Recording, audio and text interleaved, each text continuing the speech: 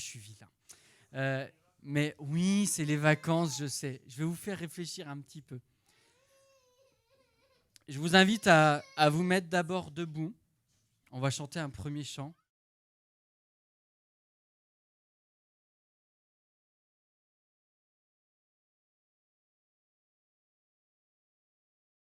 On vient le célébrer.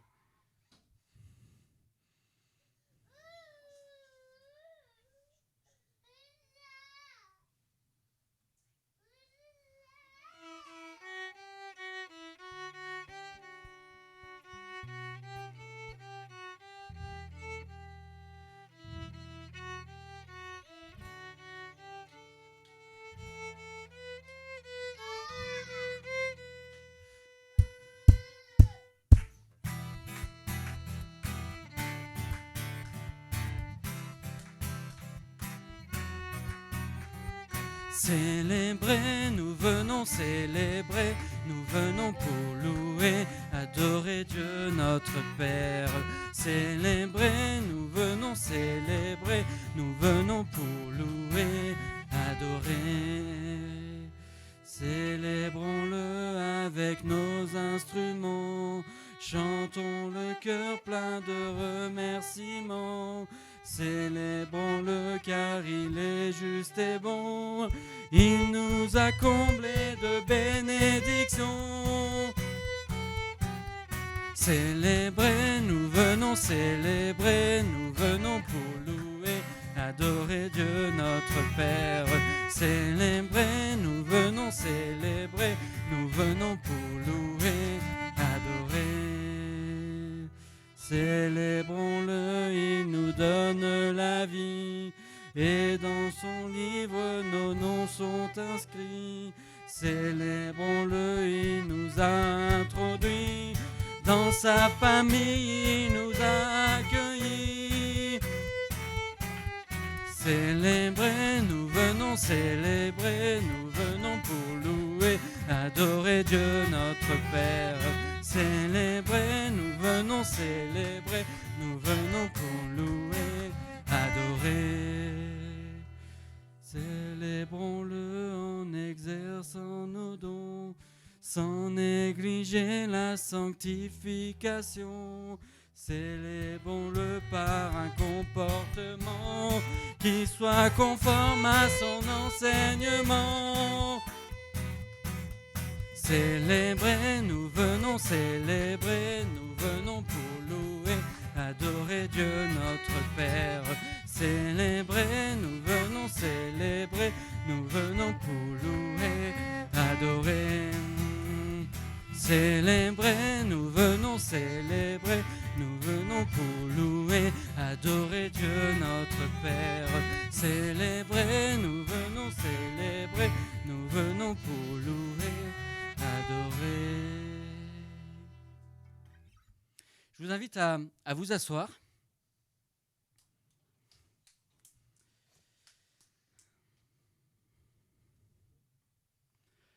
Comme beaucoup de personnes, nous revenons juste de vacances.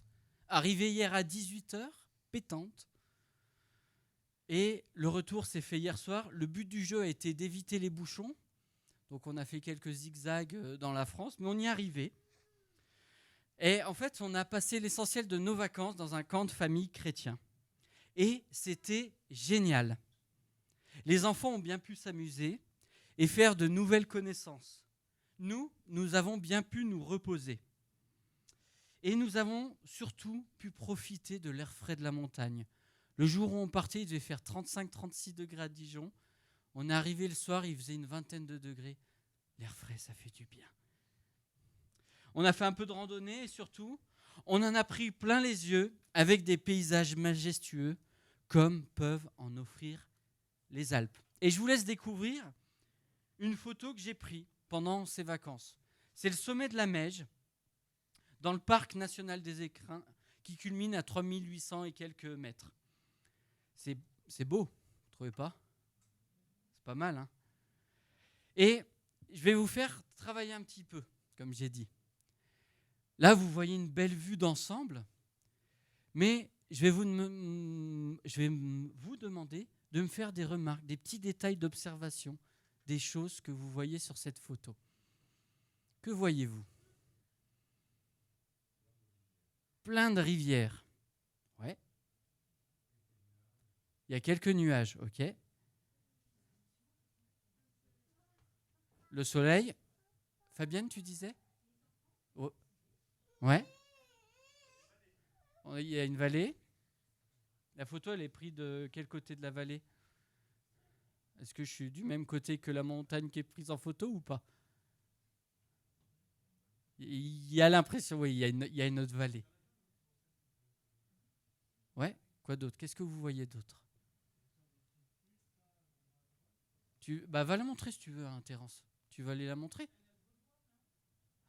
Le petit truc en bas à droite, là, sur l'herbe un peu jaunie, il y a un truc en effet. C'est une table d'orientation. Bien joué. Il y a une bonne vue, ouais. Ouais, la route était bien raide, je vous confirme. Alors, c'est pas un fil électrique. C'est les câbles du téléphérique qui montent à plus de 3000 mètres, en fait, qui part du bas de la vallée et qui va monter jusqu'en haut. Il y a 2 glaciers. Ouais. Ils sont un peu gris, l'été étant passé. Vous voyez d'autres choses ou pas? Ouais. Ouais. La couleur de l'herbe, elle est comment? Et pourtant, on est à 2000 mètres d'altitude. Là où je prends la photo, c'est à 2000 mètres d'altitude et l'herbe est jaune. Honnêtement, c'est la première fois que je voyais ça, depuis que je vais à la montagne. On voit des rochers, on voit des graviers qui descendent de l'autre côté de la montagne. Si on regarde de très près, on voit une ou deux petites maisonnettes qui se baladent sur le flanc de la montagne. C'est un exercice, en fait, un peu... On n'a plus l'habitude de faire ces choses-là. En repensant à cet exercice, ça me donnait l'impression, vous savez, des fois en art plastique, on doit regarder un tableau et, au collège et faire des remarques sur le tableau. Peut-être parce qu'on n'a plus l'habitude de prendre le temps d'observer ces détails, ces éléments qui font partie d'une vue d'ensemble. Et ce matin, ce que je vous propose, c'est une sorte d'exercice similaire avec Dieu. Peut-être que comme ce paysage, nous pensons avoir une bonne vue d'ensemble de qui est Dieu. Nous pensons bien le connaître et en réalité, nous avons besoin de nous rappeler qui il est. Je vous partage cela parce que c'est une chose que nous avons vécue d'une certaine manière dans ce camp. À certains égards, je pensais bien connaître Dieu. Et les temps d'enseignement qui avaient lieu chaque jour m'ont encouragé à mieux le connaître, à mieux l'observer et à mieux le voir. Et je vous propose, nous voulons mieux voir Jésus, nous voulons voir Jésus. On aime bien ce chant dans l'assemblée en général, mais j'aimerais vous encourager aussi à faire attention parce que ce chant, en fait, nous décrit tout un tas de choses que Jésus a fait. Et on veut le voir pour ces raisons-là. On veut voir ces aspects de Jésus, on veut en prendre conscience. Et je vous invite à le chanter et à nous l'approprier.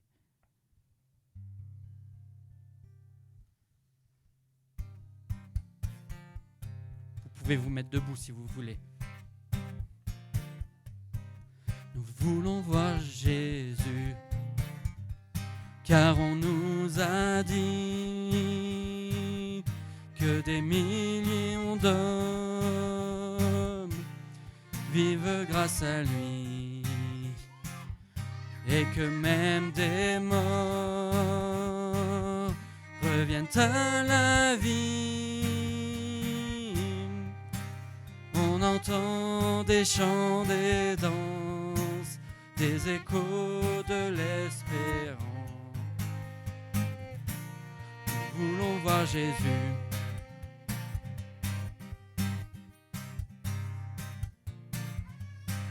Nous voulons voir Jésus, l'homme de douleur qui voyait sa mort sans céder à la peur et qui s'est donné jusqu'au dernier souffle, et par son sang versé, fait de nous des pardonnés. Nous voulons voir Jésus.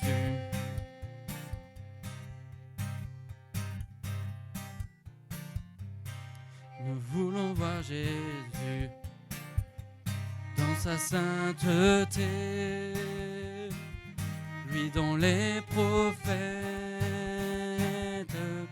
nous avaient parlé. La parole de Dieu, la lumière des hommes, il est le témoin fidèle, son amour nous interpelle. Nous voulons voir Jésus. Nous avons soif, nous avons faim, et les autres nous ont tous déçus. Nous voulons voir Jésus.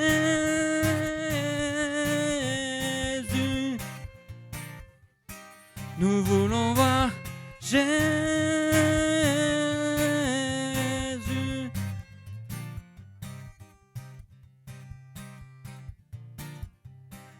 Nous voulons voir Jésus, celui qu'on appelle Prince de la paix, le Père éternel. Il est l'admirable, il est en son règne, car il est le souverain, sa justice sera sans fin. Nous voulons voir Jésus. Nous avons soif, nous avons faim, et les autres nous ont tous déçus. Nous voulons voir Jésus.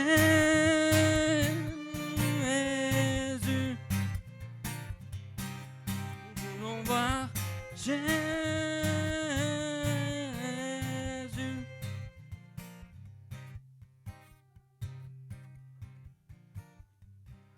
Nous voulons voir Jésus, car il nous rappelle que son sacrifice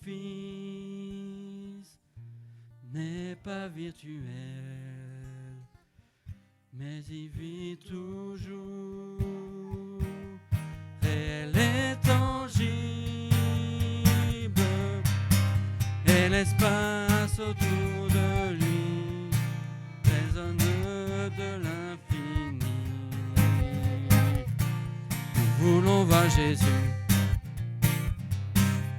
Nous avons soif, nous avons faim, et les autres nous ont tous déçus. Nous voulons voir Jésus.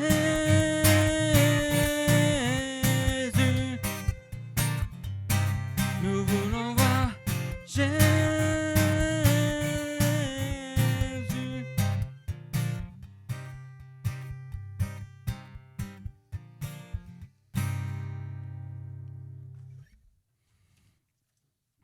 Je vous invite à vous asseoir si vous voulez. En fait, tout ce qu'on vient de chanter, c'est autant de facettes de qui est notre Dieu. Et je désire prendre ce temps de voir Jésus, prendre le temps de le contempler, prendre le temps de le considérer. Parce que, en fait, notre Seigneur, c'est comme un diamant. Il est composé de plein de facettes différentes. Et on peut le regarder de différentes manières, de différents aspects. Et ce que je vous propose ce matin, c'est simplement de chanter quelques-uns de ces aspects. De nous rappeler que combien est grand l'amour de Dieu. De nous rappeler que notre Dieu est ce Dieu créateur. Et de nous rappeler combien notre Dieu est merveilleux.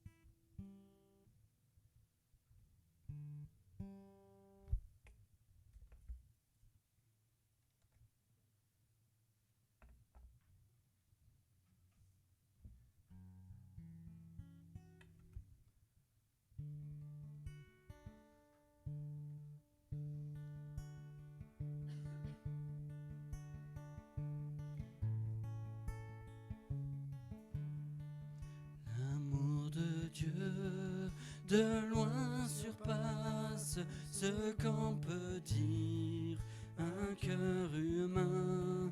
Il est plus grand que les espaces, même en l'abîme, il nous atteint.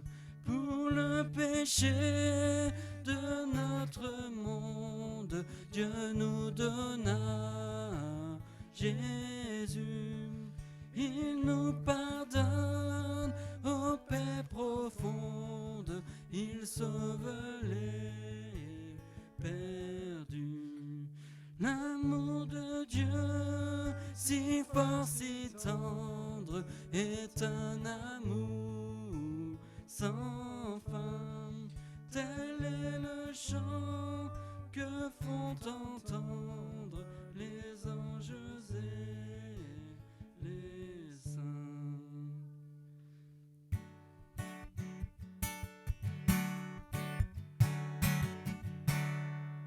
Verser de l'encre dans les ondes, changer le ciel en parchemin, tendez la plume à tout le monde et que chacun soit écrivain. Vous dire tout l'amour du Père ferait tarir les eaux et remplirait la place entière sur ces divins rouleaux. L'amour de Dieu, si fort, si tendre, est un amour sans fin. Tel est le chant que font entendre les anges et les saints.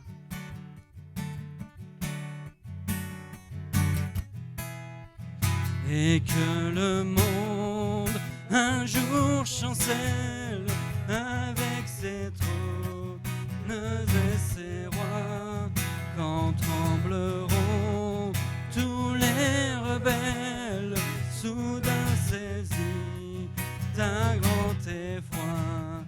De Dieu l'amour que rien ne lasse, pour nous encore vivra.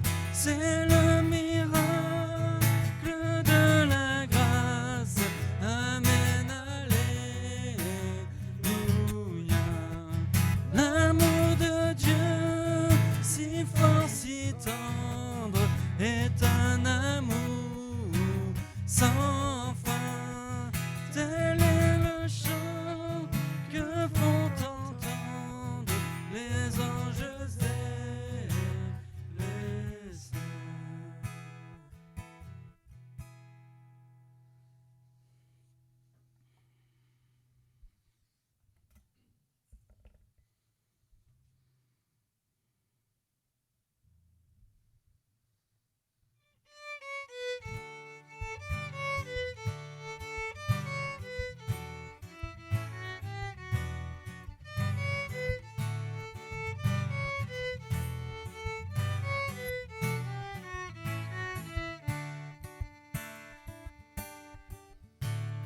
Dieu créateur de la terre et des cieux, nous contemplons ton ouvrage.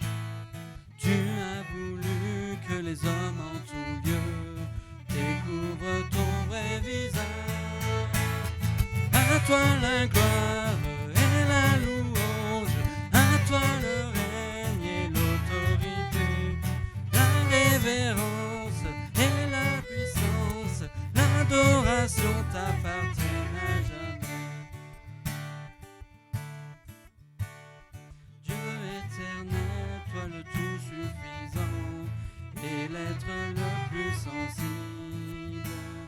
Tu es parfait et vraiment étonnant, pour toi rien n'est impossible. À toi la gloire et la louange, à toi le règne et l'autorité, la révérence et la puissance, l'adoration t'appartient.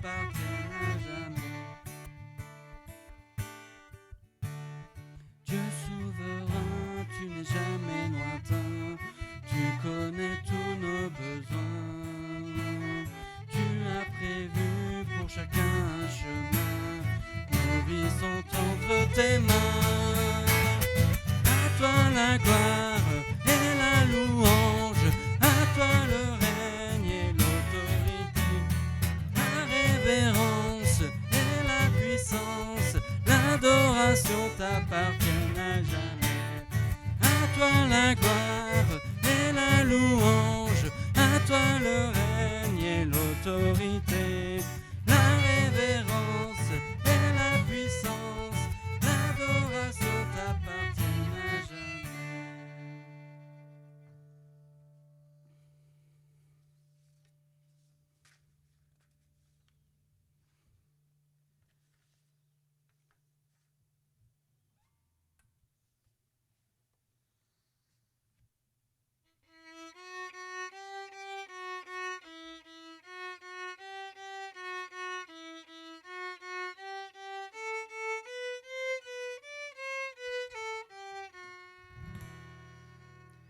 Nul n'est comme toi, Dieu puissant éternel. Tu nous as consolés, tu nous as relevés.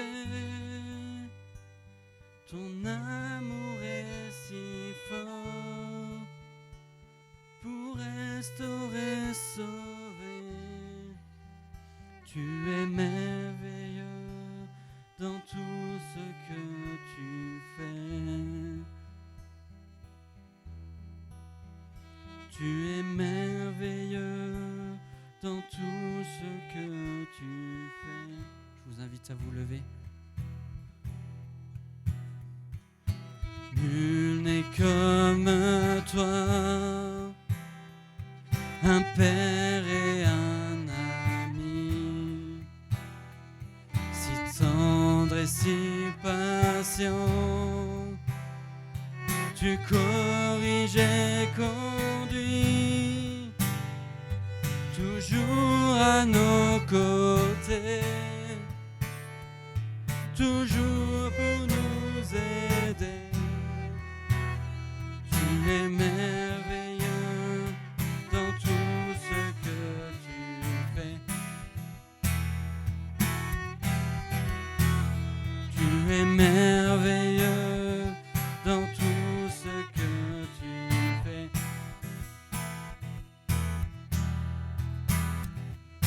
Nul n'est comme toi, Dieu d'amour et de paix, justice et vérité. En toi tout est parfait, splendeur et sainteté, splendeur et majesté. Tu es merveilleux dans tout ce que tu fais. Tu es merveilleux dans tout ce que tu fais. Oh, tu es merveilleux dans tout ce que tu es. Mon Père et mon Sauveur, mon ami, mon Seigneur, tu es merveilleux dans tout ce que tu es. Tu es merveilleux dans tout ce que tu es.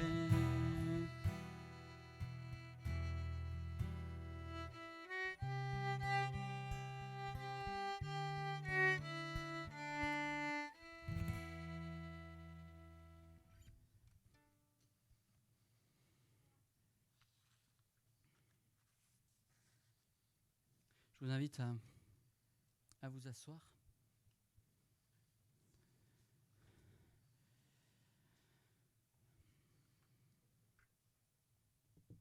Est-ce que Sophie, tu peux afficher le passage de 1 Timothée? Est-ce qu'il y a quelqu'un qui veut lire le passage?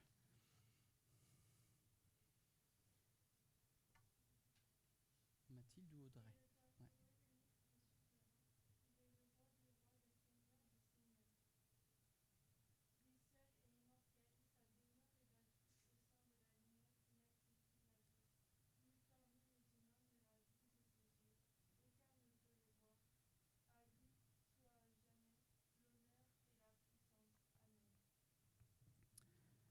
Voici notre Dieu.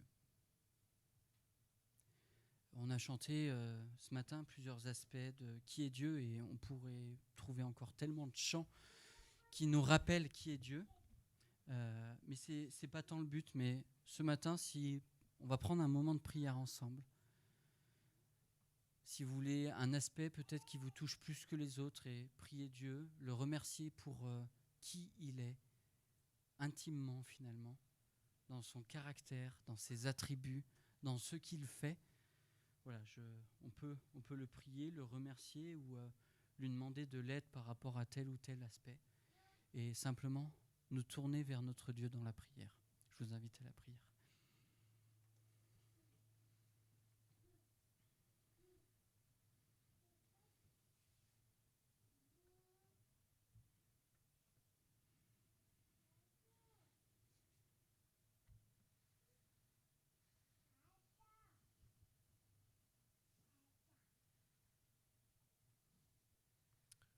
Seigneur notre Dieu, combien nous reconnaissons, combien tu es grand et infiniment plus que tout ce qu'on peut imaginer dans notre esprit humain. Tout au long de l'histoire, les hommes ont essayé de se faire des dieux. La Bible en parle beaucoup, des dieux de pierre, de bois, d'or. Mais Seigneur, ce sont des objets qui sont fabriqués de main d'homme, qui n'entendent pas, qui ne voient pas, qui n'écoutent pas et surtout qui ne répondent pas. Et toi, Seigneur, tu es un Dieu puissant. C'est vrai qu'on ne te voit pas, mais on peut t'apercevoir au travers de toutes les choses de la création. Julien nous a parlé tout à l'heure de ces paysages de montagne magnifiques. C'est toi qui as créé toutes choses, Seigneur, et même dans les toutes petites choses, les fleurs, ou d'autres choses encore plus petites. On peut voir, Seigneur, les merveilles de ta création et que tout a été fait au millimètre et au milli du millimètre, Seigneur. Et c'est une grâce que tu nous donnes. Tu as fait tout cela pour que on puisse jouir de cette planète, de cette nature que tu nous as donnée.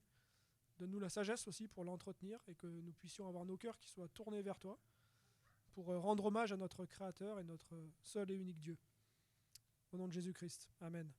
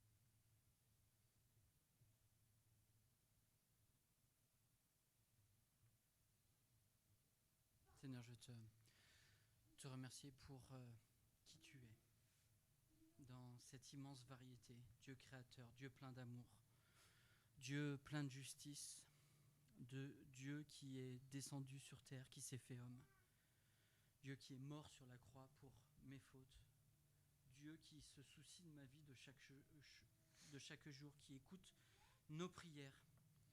C'est notre Dieu. Tu es ce Dieu à la fois tellement haut qui s'est rendu tellement accessible, tellement grand et tellement accessible. Voici ce que dit le verset 16 de 1 Timothée 6, je vous le rappelle. Il est le seul à posséder l'immortalité, lui qui habite une lumière inaccessible et qu'aucun homme n'a vu ni ne peut voir. À lui soit l'honneur et la puissance éternelle. Amen. Et c'est ce Dieu-là qui est notre Dieu, qui se rend accessible à nous, qui... Toutes les autres religions, vous savez, elles demandent de faire des pas, d'essayer de monter des échelles pour essayer d'atteindre Dieu finalement. Dieu, notre Dieu, c'est le seul qui dit « Moi, je descends vers l'homme et je vais me faire connaître à lui. » Et c'est vraiment un Dieu merveilleux, un Dieu splendide qu'on peut chanter ensemble.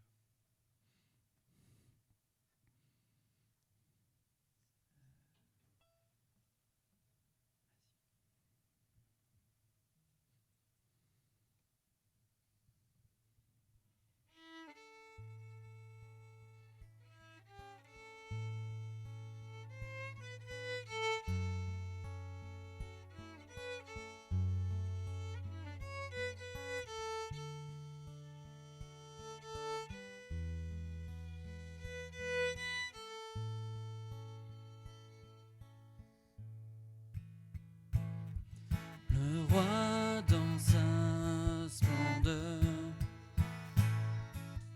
vêtu de majesté, la terre se réjouit, la terre se réjouit.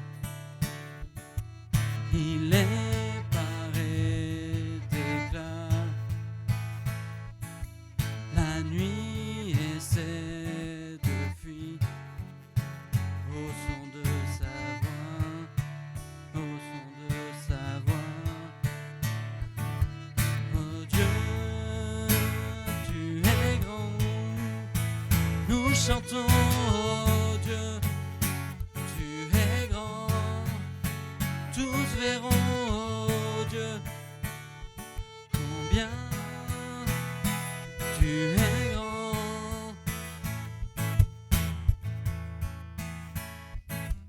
Car d'âge en âge il règne, les temps sont dans sa main.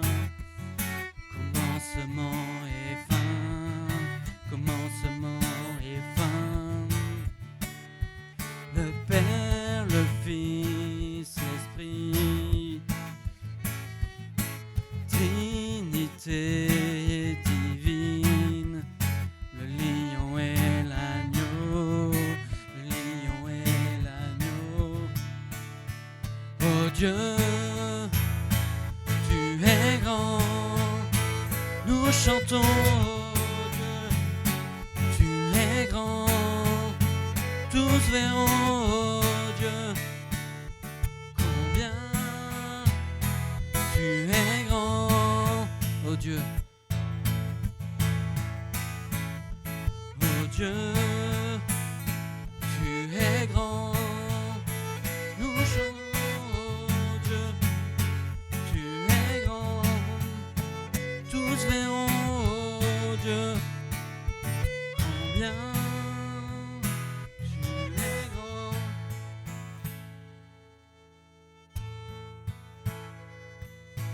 Le plus grand des noms, digne de louange.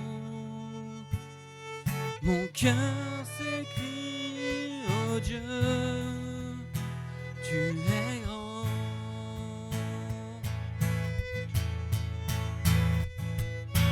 Le plus grand des noms, digne de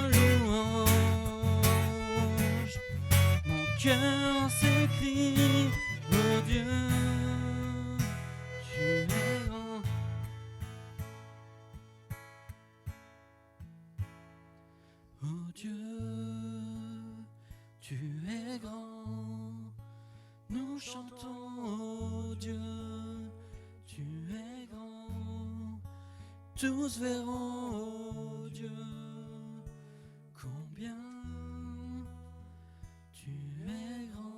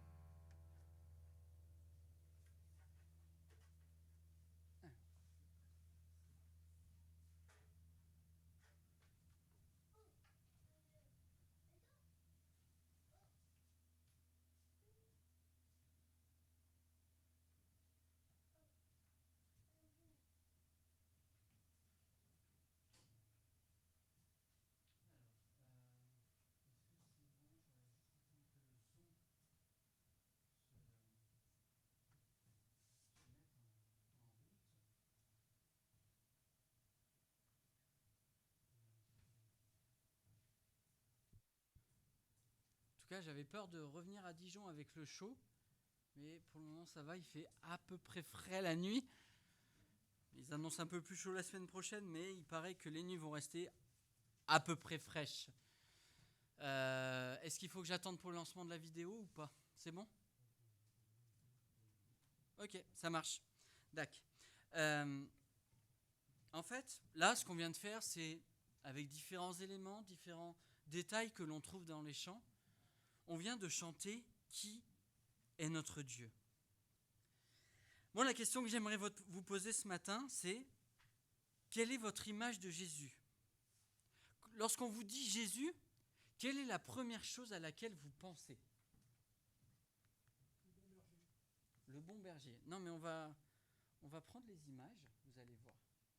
Est-ce que vous imaginez tout de suite Jésus sur la croix? Ou est-ce que vous imaginez Jésus dans la crèche? Ou est-ce que pour vous, la première chose qui vous vient à l'esprit, c'est Jésus qui va guérir?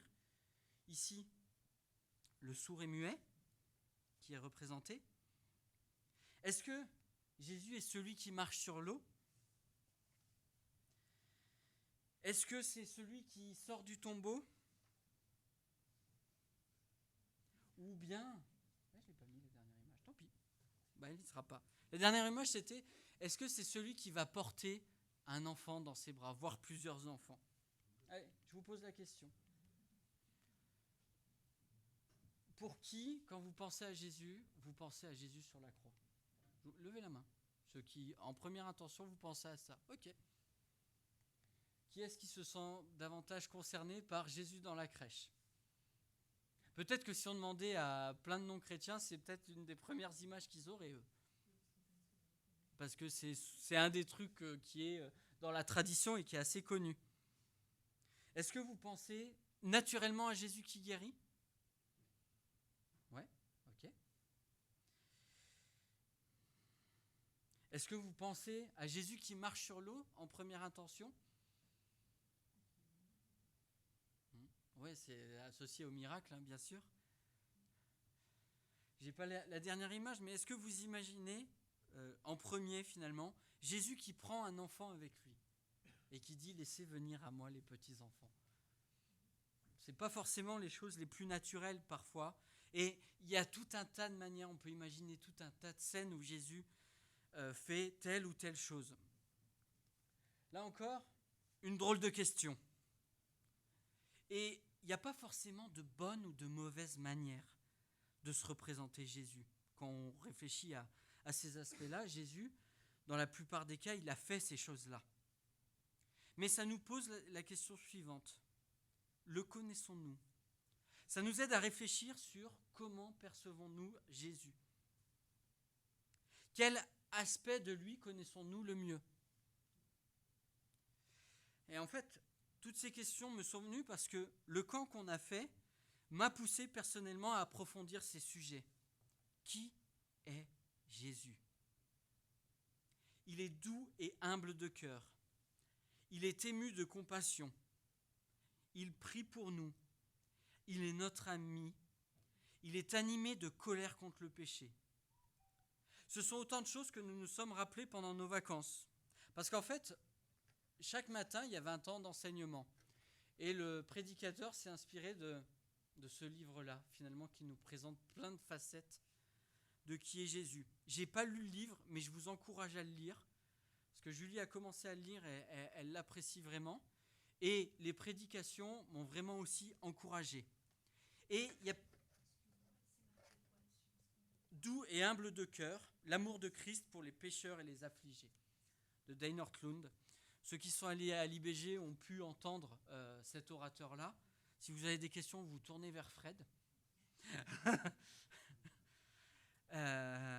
Et en fait, il y a une intervention particulièrement qui a vraiment travaillé mon cœur. Comment se comporte Jésus lorsque nous venons lui demander pardon ? Est-ce qu'il en a marre de nos péchés récurrents ? N'a-t-il pas l'impression que je reviens à lui toujours pour les mêmes choses ? Est-ce qu'il est découragé ? Est-ce qu'il se dit que je suis une cause perdue ? Ces perceptions-là, je ne sais pas vous, mais je pense qu'on les a tous ressenties à un moment donné. En tout cas, moi personnellement, je les ai expérimentées dans ma vie, dans mon cœur. J'ai expérimenté ces sentiments. On expérimente parfois ces sentiments parce que, bien souvent, ça correspond à notre manière humaine de pardonner. On a du mal, c'est difficile. Mais ce que j'ai découvert au travers de ce camp, et particulièrement de l'intervention à laquelle je fais allusion, et ce que j'ai à cœur de vous partager ce matin, c'est que Dieu nous pardonne avec joie. C'est peut-être pas quelque chose naturellement qu'on imagine, mais Dieu nous pardonne avec joie. Et pour conduire cette réflexion, en fait, une fois qu'il y a eu l'intervention, j'ai commencé vraiment assez naturellement à méditer sur Luc 15, et un passage qui est connu de beaucoup, la parabole du fils prodigue, ou celle que certains appellent celle des deux fils. Je vais vous lire le passage, je ne vous l'ai pas affiché, parce qu'il est long, et je n'avais pas envie de faire 7 diapos de texte, donc je vous invite soit à l'écouter, soit à le suivre avec moi. Luc 15, ça commence à partir du verset 11. Puis, il poursuivit. Un homme avait 2 fils. Le plus jeune lui dit, « Mon père, donne-moi ma part d'héritage, celle qui doit me revenir un jour. » Et le père fit le partage de ses biens entre ses fils. Quelques jours plus tard, le cadet vendit tout ce qu'il avait reçu et s'en alla dans un pays lointain. Là, il gaspilla sa fortune en menant la grande vie. Quand il eut tout dépensé, une grande famine survint dans ce pays-là et il commença à manquer du nécessaire. Alors, il alla se faire embaucher par l'un des propriétaires de la contrée. Celui-ci l'envoya dans les champs garder les porcs. Le jeune homme aurait bien voulu apaiser sa faim avec les caroubes que mangeaient les bêtes, mais personne ne lui en donnait. Alors il se mit à réfléchir sur lui-même et se dit, « Tous les ouvriers de mon père peuvent manger autant qu'ils veulent, alors que moi, je suis ici à mourir de faim. Je vais me mettre en route, j'irai trouver mon père et je lui dirai, « Père, mon père, j'ai péché contre Dieu et contre toi. Je ne mérite plus d'être considéré comme ton fils. Accepte-moi comme l'un de tes ouvriers. » Il se mit donc en route pour se rendre chez son père. Comme il se trouvait encore à une bonne distance de la maison, son père l'aperçut et fut pris d'une profonde pitié pour lui. Il courut à la rencontre de son fils, se jeta à son cou et l'embrassa longuement. Le fils lui dit, « Mon père, j'ai péché contre Dieu et contre toi. Je ne mérite plus d'être considéré comme ton fils. » Mais le père dit à ses serviteurs, « Allez vite chercher un habit, le meilleur que vous trouverez, et mettez-le lui. Passez-lui une bague au doigt et chaussez-le de sandales. Amenez le veau gras, le veau que nous avons engraissé, et tuez-le. Nous allons faire un grand festin et nous réjouir, car voici, mon fils était mort et il est revenu à la vie. Il était perdu et je l'ai retrouvé. » Et ils commencèrent à festoyer dans la joie. Pendant ce temps, le fils aîné travaillait au champ. Sur le chemin du retour, quand il arriva près de la maison, il entendit de la musique et des danses. Il appela un des serviteurs et lui demanda ce qui se passait. Le garçon lui répondit : « C'est ton frère qui est de retour. Ton père a tué le veau gras en son honneur parce qu'il l'a retrouvé sain et sauf. » Alors le fils aîné se mit en colère et refusa de franchir le seuil de la maison. Son père sortit et l'invita à entrer. Mais il lui répondit : « Cela fait tant et tant d'années que je suis à ton service. Jamais je n'ai désobéi à tes ordres. Et pas une seule fois tu ne m'as donné un chevreau pour festoyer avec mes amis. Mais quand celui-là revient, ton fils, qui a mangé ta fortune avec des prostituées, pour lui, tu tues le veau gras ? » « Mon enfant, lui dit le père, tu es constamment avec moi, et tous mes biens sont à toi. Mais il fallait bien faire une fête et nous réjouir, puisque ton frère que voici était mort, et qu'il est revenu à la vie, puisqu'il était perdu, et le voici qu'il est retrouvé. » Alors, nous nous trouvons dans quel évangile ? Luc. Ok. Est-ce que vous savez qui est Luc ? C'est un médecin, un compagnon de Paul. Est-ce que vous savez qu'est-ce qui l'a motivé à écrire cet évangile ? Il écrit pour un ami. En effet, on trouve ça au début du chapitre 1. Il écrit pour un ami, et en fait, il écrit quoi ? Quel travail il a fait pour cet ami ? Est-ce que vous savez ? Il a vérifié ? C'est ce que tu disais ? Ouais. Il a comparé, il allait voir des témoins. Et en fait, il a fait un travail d'historien, grosso modo. Il a vérifié si tout ce qu'on lui avait dit était vrai, si les témoins confirmaient ce qu'il avait entendu. Et on est sur un des passages là qui a été sûrement énormément prêché dans plein d'églises. La fameuse parabole du fils prodigue, ou que certains appellent la parabole des deux fils. Est-ce que vous savez ce que c'est une parabole ?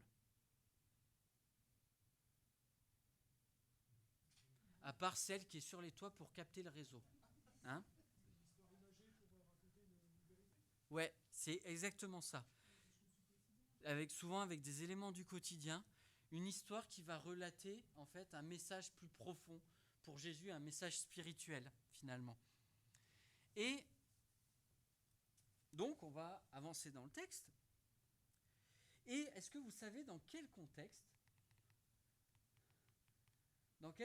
Jésus nous raconte cette parabole ?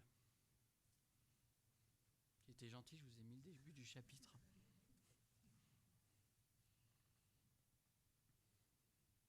Les pharisiens critiquent parce qu'il accueille des gens de mauvaise vie, des publicains qui n'étaient pas très appréciés au temps de l'époque. Ouais. Des collabos avec les Romains. Ouais. Vous êtes tous d'accord avec ça ou pas ? Le texte semble dire ça, ok. Mais la question qu'on peut se poser, c'est qu'est-ce qui dérange les pharisiens au fond ? Pourquoi les pharisiens sont indignés ? Parce que c'est pas juste ça me gêne un petit peu, hein, ils sont indignés.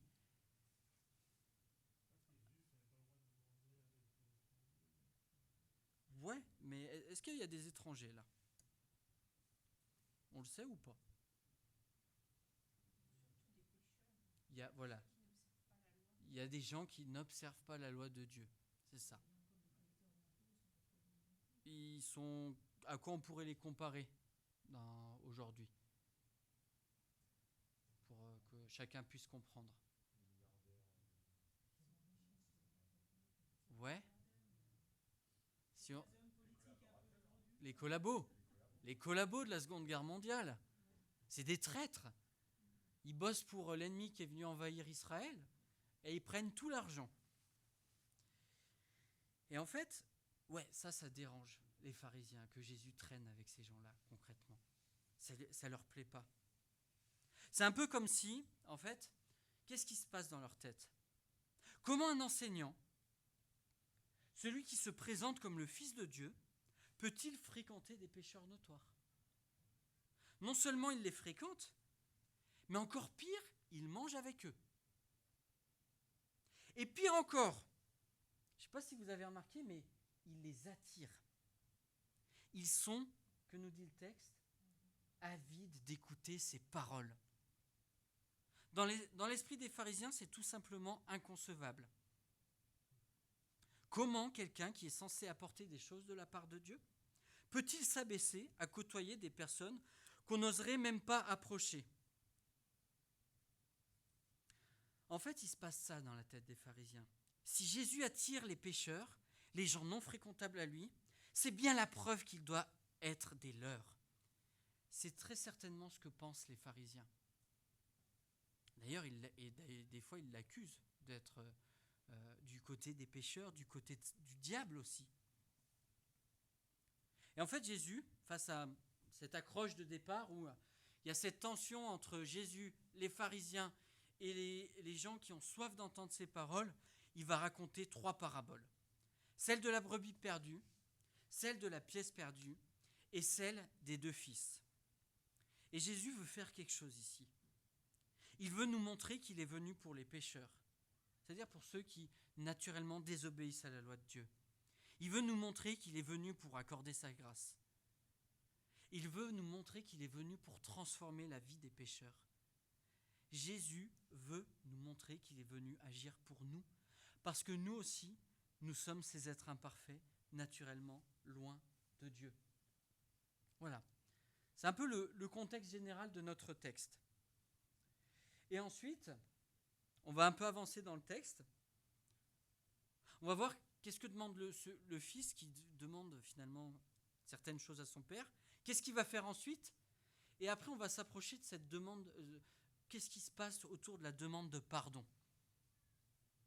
Et on entre dans le vif du sujet. Et la question que je vous pose, c'est quelles sont les 2 premières actions du jeune fils ?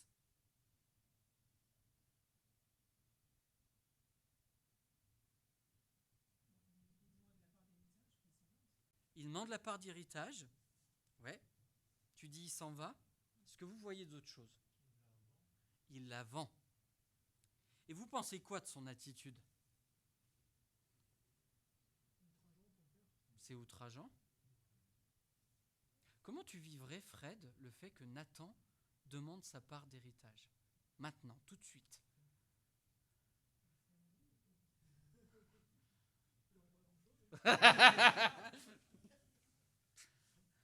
Comment tu le vivrais émotionnellement ?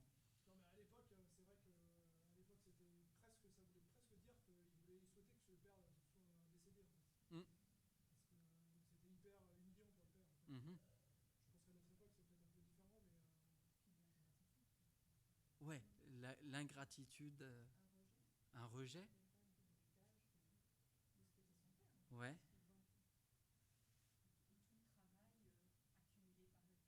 Oui. Non. Voilà, on est sur quelqu'un qui a priori beaucoup de propriétés, quoi. Voilà. Il y a de la richesse, en tout cas. Ça semble certain. On pourrait peut-être se dire qu'aujourd'hui, c'est moins choquant. Je suis quand même pas sûr. Parce que la première chose qu'il fait, il demande sa part d'héritage. Moi, vous l'avez dit, c'est choquant de diverses manières, ça peut conduire à diverses pensées. Voici le genre de pensée que j'imagine. Pour qui se prend-il ? En fait, si nos parents sont vivants, pour moi en tout cas, il est inconcevable d'agir ainsi. Voici ce que mes parents pourraient se dire.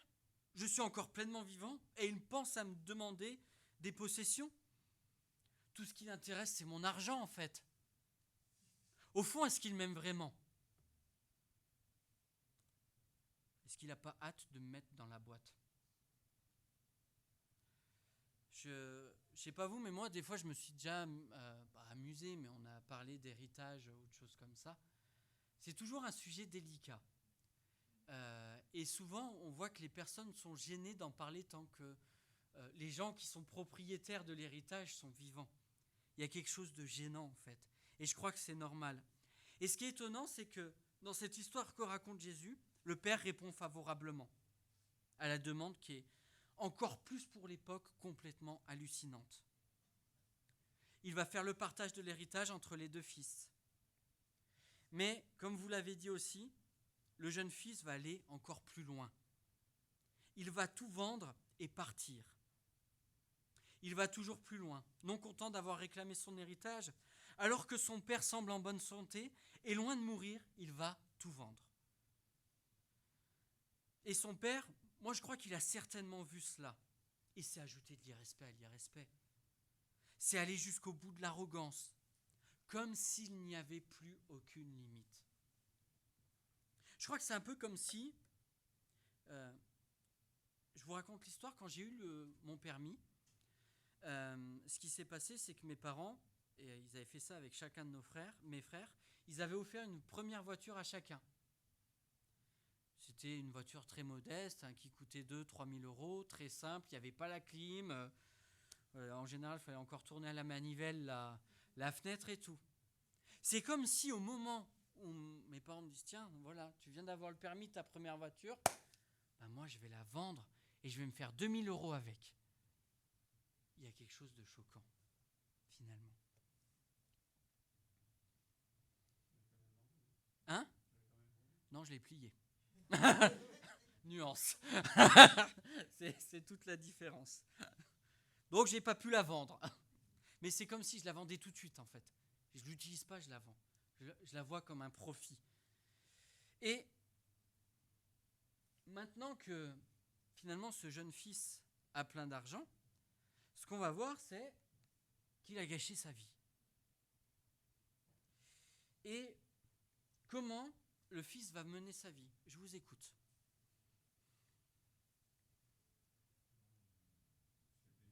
Il se fait plaisir, ouais. Mathilde ? Il dépense tout. Ok ? Il est attiré par le plaisir, l'instant présent. Non, il n'y a aucune vision d'avenir. Ça, je pense qu'on est d'accord. La fin du texte le dit, je ne l'ai pas affiché, mais aussi il nous dit que, d'après ce que dit le second fils, on a l'impression qu'il va voir les prostituées aussi. Voilà, l'élément qu'on n'a pas dans cette partie du passage. Ok, qu'est-ce qui se passe ensuite après ça ? Ah, plus de sous, il est fauché. Et pourquoi ? Il y a une famine, quelle drôle d'idée. C'est étonnant. Il dépense tout, et puis quand il n'y a plus rien, forcément, comme par hasard, il n'y a pas simplement une famine, mais le texte dit précisément une grande famine. Ok, et donc ?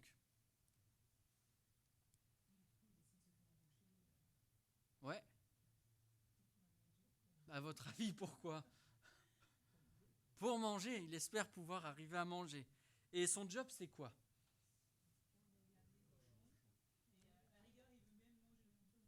Ouais, les caroubes. Les caroubes, ouais.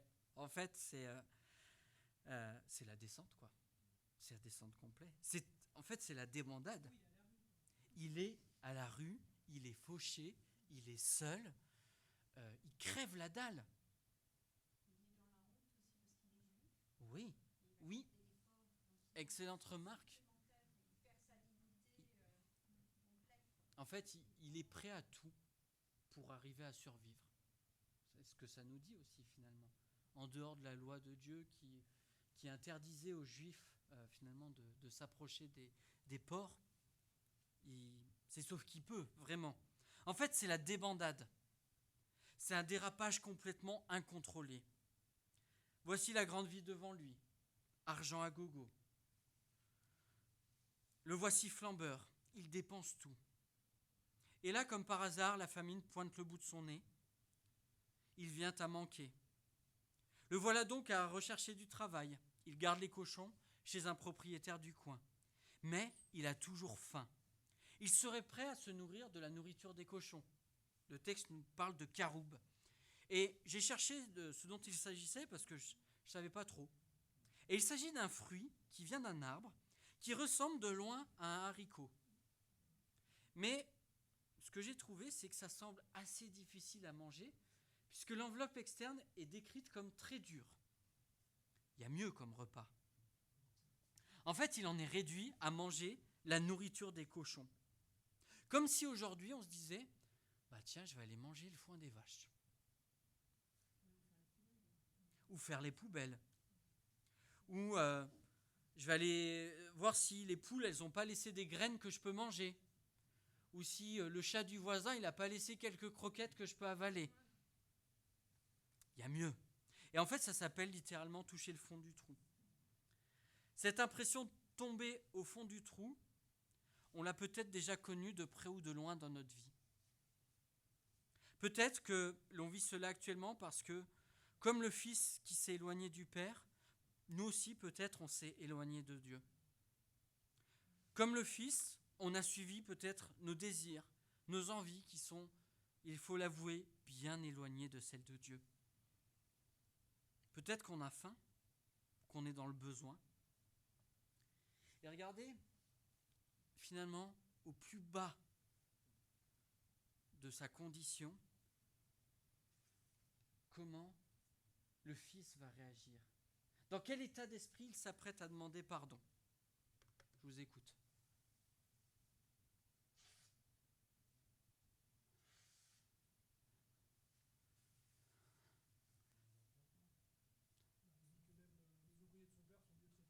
Ouais. Donc les ouvriers de son père sont mieux traités que lui, et pourtant lui était largement au-dessus au départ. Terence, t'allais dire? La repentance. Ouais, il y a vraiment un sentiment d'humilité, de repentance, c'est-à-dire qu'il change radicalement de direction, c'est ce que veut dire le mot repentance. C'est, je suis comme ça, je vais dans l'autre direction finalement. Et là, il veut revenir vers son Père. Il y a l'humilité, qu'est-ce que vous voyez d'autre?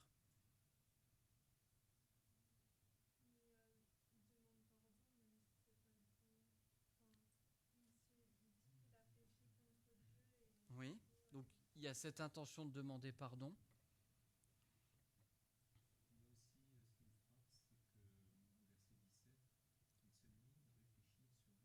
Mhm.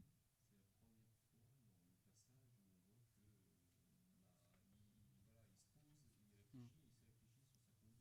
Mm. Mm. Mm. Pour la première fois, il se dit, je vais réfléchir. Il se prend le temps, en fait, de se poser, de dire, qu'est-ce qui se passe concrètement? Il se pose des questions. Ouais, il est prêt à se contenter à être ouvrier. Ouais, ouais. Je ne sais pas si ce mot vous parle, mais je trouve qu'il y a un sentiment d'indignité, de honte. Il y a quelque chose qui est fort, qui est lourd, qui est vraiment prenant. Et, oui.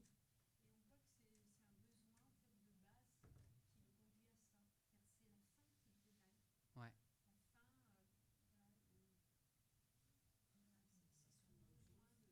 Ouais. Un besoin primaire, finalement, qui va... Je pense à ce proverbe qui dit « Au jour du malheur, réfléchis », et je pense qu'on est vraiment dans cette situation-là. Et du coup, il va enclencher cette démarche où il va retourner vers son Père. Et c'est là qu'on va voir, voilà, je ne mérite plus d'être considéré comme ton fils. On voit ce sentiment de honte, d'indignité. C'est quelque chose de fort, là. Ces paroles qu'il dit sont vraiment fortes. Il est prêt à envisager une dégradation, passer de fils à ouvrier, finalement. Et là, on va voir que, aussi étonnant que ça puisse paraître, on va découvrir un pardon joyeux. Mais avant, voici ce fils qui s'approche de son père pour demander pardon. Il se sent honteux, il se sent indigne. Il s'attend à avoir une condition dégradée. Il pense qu'il passera de fils à ouvrier. Et il serait déjà soulagé de cela, parce qu'il mangera à sa faim. Mais ces pensées ne sont pas choquantes quand on considère que tout ce qu'a fait le Fils, l'ensemble de son attitude et comment il s'est égaré. Et je crois que cette impression, on peut la ressentir quand on s'approche de Dieu, quand on vient encore et encore lui demander pardon. Je te demande encore pardon pour la même chose. Je dois tellement te décevoir. Je ne suis pas à la hauteur. Je ne suis même pas digne d'être appelé ton fils. Je ne mérite pas tant de pardon. Comment tu fais pour me supporter ? Je vais finir par t'énerver à force. Ou peut-être bien qu'un jour, tu vas finir par m'abandonner, tellement je suis irrécupérable. C'est ce genre de pensées qui me sont parfois familières. Et peut-être que ça vous dit aussi quelque chose à certains moments de votre vie. Je crois que nous avons tendance à nous approcher de Dieu avec beaucoup de honte. Je pense que nous venons avec beaucoup de peur parfois. Et en fait, pour toutes ces fois où nous ressentons cela, il nous faut regarder comment le Père accueille son Fils. De quelle manière l'accueille-t-il ? Je vous écoute. Avec quelles émotions, avec quelle manière d'agir le Père finalement va accueillir, va pardonner le Fils ? Allez-y. Oui, il a pitié. Quoi d'autre ? Il y a pas mal de choses. Ému de compassion. C'est le terme est proche en fonction des traductions, c'est le même terme. Voilà. Sachant que j'en profite, le terme ému de compassion dans la Bible, c'est vraiment un terme où il est pris aux tripes. C'est quelque chose de fort qui vient vraiment le prendre de l'intérieur. D'autres choses ? Il y a de la grâce ? C'est-à-dire, sur le texte, qu'est-ce qui te... Ouais. Ouais. Il a tout flambé, il pardonne. Ouais.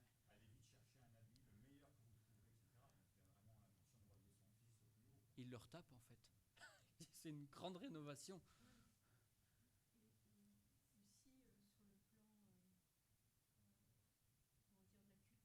Ouais. Oui. Mm.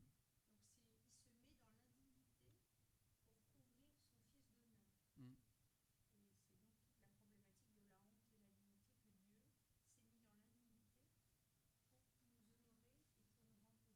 Mm. Il court exactement. Vous voyez d'autres choses ou pas ? Un tout petit détail au verset 21. Ouais. Il dit je ne mérite plus d'être considéré comme ton fils, 3 petits points. On a l'impression qu'en fait, il n'a pas fini le discours qu'il avait préparé. Ouais. Et le père, presque, il note, il ne veut pas entendre la suite, il ne veut pas entendre qu'il lui dise prends-moi comme un nouveau-né, vous l'avez prévu. Ouais. Mais tout de suite, il y a l'amour inconditionnel. Ouais.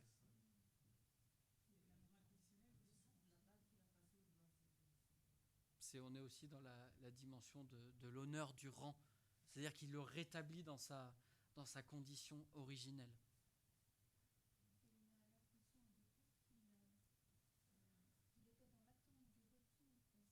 Mm. Ouais.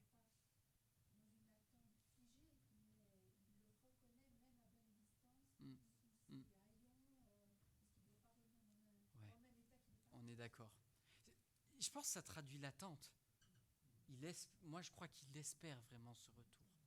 Je ne peux pas l'affirmer, mais c'est une conviction que j'ai vraiment en regardant le texte, comme s'il était là, scruté, espérant chaque jour et peut-être priant chaque jour finalement pour que son fils revienne. Et il l'aperçoit, il a compassion de lui, il court à la rencontre de son fils, il se jette à son cou, il l'embrasse, ça on ne l'a pas forcément dit. Imaginez pareil l'état de puanteur du fils. Il était avec les cochons, hein. Donc ça possiblement il sentait pas très bon. Il l'habille avec beaucoup de dignité. Il organise la grosse fête, le grand festin, le veau qui a été engraissé. Et en fait, la question que je me suis posée, qu'est-ce que l'attitude du Père dit de la manière dont il accorde le pardon ? avec quel état de cœur il accorde le pardon. Et je ne sais pas si vous sentez toute cette joie qui transparaît dans le pardon de Dieu, qu'accorde le Père, pardon. Cette joie, c'est celle de notre Dieu qui accorde le pardon. Jésus est dans la joie quand le pécheur s'approche de lui. Jésus est dans la joie quand nous venons à lui avec les fautes que nous lui remettons. Jésus est dans la joie parce qu'il désire accorder sa grâce. Et en fait, peu importe le nombre de fois où l'on vient à lui, il ne se lassera pas, jamais. Et c'est un peu le thème finalement de ce chapitre 15. Et c'est ce qui m'a percuté dans mes méditations. Il y aura plus de joie dans le ciel pour un seul pécheur qui se repent. Je voulais simplement vous partager cela. Jésus te pardonne avec joie. C'est quelque chose qui vient révolutionner ma manière de concevoir le pardon. Ça vient me déculpabiliser lorsque je m'approche de Dieu pour lui remettre mes fautes. Ça change mon regard sur qui est Dieu. Et j'avoue, je pense que j'ai tendance encore des fois à voir Dieu comme un Dieu de colère, qui en a marre de moi, qui en a marre de mes fautes. Et on voit cette grâce, ce pardon joyeux qui vient de Dieu. En fait, ça change, ça transforme mon regard sur qui est Dieu. Ça change mes pensées lorsque je m'approche de lui, le cœur brisé par mes fautes. Et j'aimerais vous partager quelques mots que le pasteur qui enseignait nous a partagés sur cette joie du pardon. Il commentait sur un autre texte, et voici ce qu'il disait. Jésus est mort pour la joie de pouvoir te sauver, la joie de te relever, de te réconcilier avec Dieu, la joie de te faire grâce, la joie de pouvoir te soutenir au début du chemin, quand il t'a sorti d'affaires, et au long du chemin, quand ça va et quand ça ne va pas. Jésus n'est jamais frustré quand, malade que tu es, tu acceptes son aide. En cas de détresse ou face à un péché récurrent. Dit autrement, Jésus est joyeux de déverser sa grâce dans ta vie. Et c'est, pour ceux qui ont en tête le Ésaïe 53, il nous est dit à un moment que Jésus avait en vue la joie à venir. Cette joie, c'est la joie que nous vivons lorsque nous sommes pardonnés. Le serviteur souffrant, Jésus, avait en vue cette joie qui viendrait. Et je vous propose simplement de conclure en reprenant l'attitude du Père qui va vers le Fils, qui pardonne le Fils, et en la transférant à Jésus.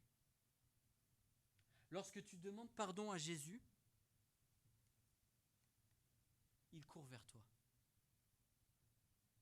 Lorsque tu demandes pardon à Jésus, il saute à ton cou. Lorsque tu demandes pardon à Jésus, il t'embrasse longuement. Lorsque tu demandes pardon à Jésus, il te donne les plus beaux habits qui soient. Lorsque tu demandes pardon à Jésus, il t'invite à la grande fête. En fait, lorsque tu demandes pardon à Jésus, il est rempli de joie. Et en fait, ça, pour moi, c'est vraiment quelque chose que j'ai découvert, que j'ai expérimenté pendant ce camp, et que je voulais vous partager, vous laisser. Parce que je pensais sur ce passage, et je me suis dit, ouais, je vais partager ça. On peut s'approcher avec confiance de Jésus. On peut s'approcher avec assurance de Jésus. On peut venir tel que nous sommes, avec nos imperfections, nos hontes, nos faiblesses, nos fragilités, nos désespoirs, nos fautes. C'est ce à quoi nous encourage Hébreux 4, verset 16. Approchons-nous donc avec assurance du trône de la grâce, afin d'obtenir compassion et de trouver grâce pour être secouru au moment opportun. Voilà, c'est ce que j'avais à cœur de vous laisser ce matin. Merci pour votre participation et je vous invite à la prière. Seigneur, je veux te remercier pour ce que tu m'as fait découvrir, ce pardon joyeux. Combien de fois je me suis approché de toi, le cœur lourd, le cœur honteux, me demandant encore une fois si tu m'accepterais, encore une fois si tu ne te lasserais pas de moi.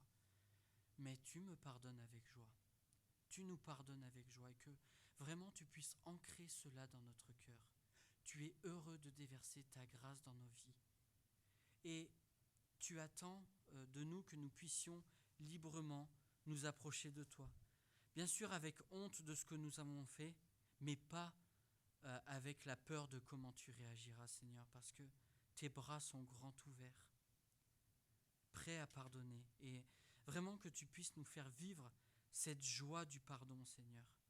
Que cette joie que tu as, nous puissions aussi la ressentir. Comme David, dans le psaume 32, qui était tourmenté parce qu'il ne confessait pas ses fautes à toi, au moment où il a confessé ses fautes, ça a été la délivrance, la libération. Parce que tu pardonnes avec joie, Seigneur. Vraiment qu'on puisse vivre cela simplement.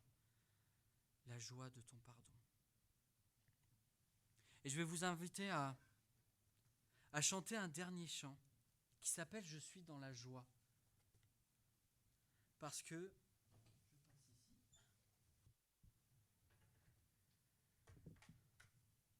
Jésus nous pardonne avec joie et cette joie, elle va avoir un impact assez exceptionnel sur nous et qu'on puisse vraiment chanter ce chant comme des gens qui sont pardonnés. Alors à la base, il paraît, la partition me dit que ce chant est originaire de Côte d'Ivoire. Et vous savez, quand les Africains y chantent, ils sont assez dynamiques en général. Donc voilà, c'est bien, j'ai pas besoin de le dire.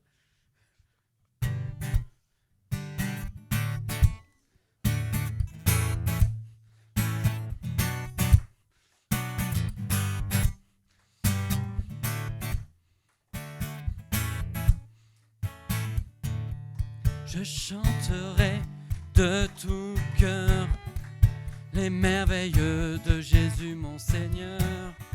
Il m'a ôté des ténèbres, il m'a délivré de tout péché. Je chanterai de tout cœur les merveilles de Jésus mon Seigneur. Il m'a ôté des ténèbres, il m'a délivré de tout péché. Je suis dans la joie, une joie immense. Je suis dans l'allégresse, car mon Dieu m'a libéré. Je suis dans la joie, une joie immense. Je suis dans l'allégresse, car mon Dieu m'a libéré. Car mon Dieu est fidèle, il ne m'abandonne jamais. Je n'ai plus rien à craindre, car mon Dieu m'a libéré. Car mon Dieu est fidèle, il ne m'abandonne jamais. Je n'ai plus rien à craindre, car mon Dieu m'a libéré. Je suis dans la joie, une joie immense. Je suis dans l'allégresse, car mon Dieu m'a libéré. Je suis dans la joie, une joie immense. Je suis dans l'allégresse, car mon Dieu m'a libéré. Je suis dans la joie, une joie immense. Je suis dans l'allégresse, car mon Dieu m'a libéré. Je suis dans la joie, une joie immense. Je suis dans l'allégresse, car mon Dieu m'a libéré. Amen. Je vous souhaite un bon dimanche à toutes et à tous. J'en profite pour les annonces. On reprend les cultes normalement tous les dimanches à partir de maintenant. N'oubliez pas de vous inscrire au week-end d'église qui a lieu le week-end du 10 septembre. La date limite d'inscription est le week-end d'avant. Donc je pense que Audrey fera une relance par mail. Voilà, le 4, merci. Et n'hésitez pas à vous inscrire. Le but, c'est vraiment qu'on soit le plus nombreux possible pour vivre l'église ensemble et se retrouver autour d'un week-end d'église, parce que ça faisait longtemps. Donc profitez-en à ma place et à notre place, puisque nous on sera de mariage, donc malheureusement on ne pourra pas être là. Donc voilà, n'hésitez pas à vous inscrire, et puis à bientôt dans les semaines qui viennent. Voilà. Et je rappelle qu'on enlève les chaises de ce côté-là, on remet les tables, et puis je pense que je suis pas mal.